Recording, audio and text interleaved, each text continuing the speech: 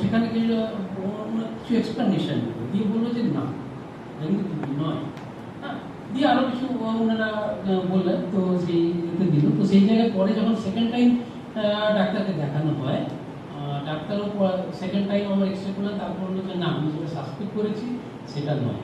কিন্তু চ্যাটজিপিটি দিয়ে আমরা প্রথম এক্সরেতে কিন্তু অনেক প্রিসাইজ প্রেডিকশন আমরা পেয়ে যাচ্ছি। তো ফলে আমরা এটা কখনোই বলবো যে ডাক্তারকে রিপ্লেস করতে পারে, আলটিমেট হয়তো বসে কাজটা তো ডাক্তারকেই করতে হবে, কিন্তু জেনারেল কিছু ইনফরমেশন বা জেনারেল ট্রিটমেন্টগুলো বোধহয় খুব সহজে এআই দিয়ে অনেক এফিসিয়েন্টলি করা যায়। তো চাচ্ছি না, আজকে সময় যথেষ্ট কম। তো আমি একটু স্পেস রিসার্চ সম্পর্কে, মহাকাশ গবেষণার ক্ষেত্রে আমাদের প্রয়োজনীয়তাটাই মূলত বলবো। তো সেক্ষেত্রে কিছু মিক্সড জায়গা আছে, কিছু ইতিহাস আছে, কিছু বর্তমান অবস্থা আছে, এইরকম। এটা সেই অর্থে যে কিন্তু মানে মোটামুটিভাবে স্পেস রিসার্চ তার সাথে যোগ কী কী এবং কেন স্পেস রিসার্চটার প্রয়োজন কেন মূলত।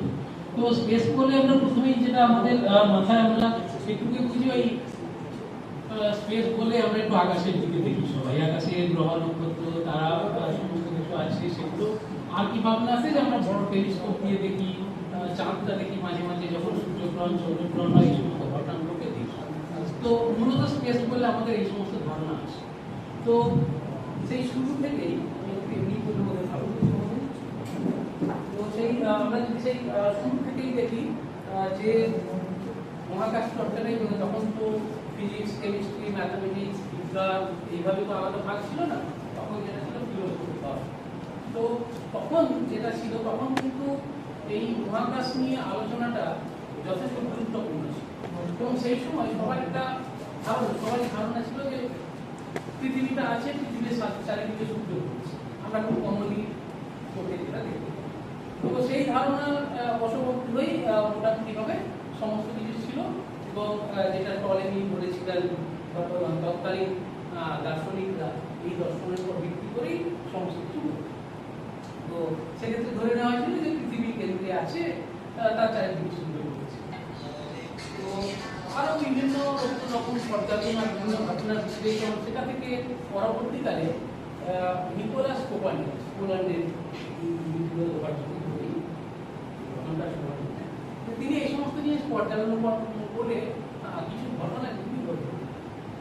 সেক্ষেত্রে তার কাছে সেই অর্থে হয়তো ডিরেক্ট কোনো পরীক্ষা নিরীক্ষার ব্যবস্থা ছিল না, কিন্তু কিছু ইনডিরেক্ট অবজারভেশনস থেকে পরোক্ষভাবে কিছু ফলাফল থেকে তিনি ঠিক উল্টো ঘটনার কথা তার একটা বইতে লিখতে। ওইটা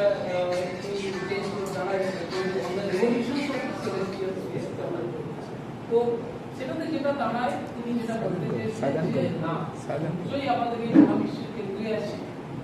তখন মহাবিশ্ব শুধুমাত্র আমাদের এই যে গ্যালাক্সি এবং অন্যান্য গ্রহগুলো এই সূর্যের চারপাশে, কিন্তু তার সঙ্গে কোনো প্রমাণ ছিল না, সেই অর্থে পরীক্ষালব্ধ প্রমাণ ছিল না।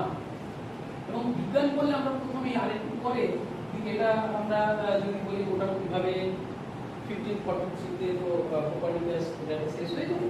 তো সেই সময় আসে গ্যালিলিও। তিনি প্রথম নিজের দূরবীন তৈরি।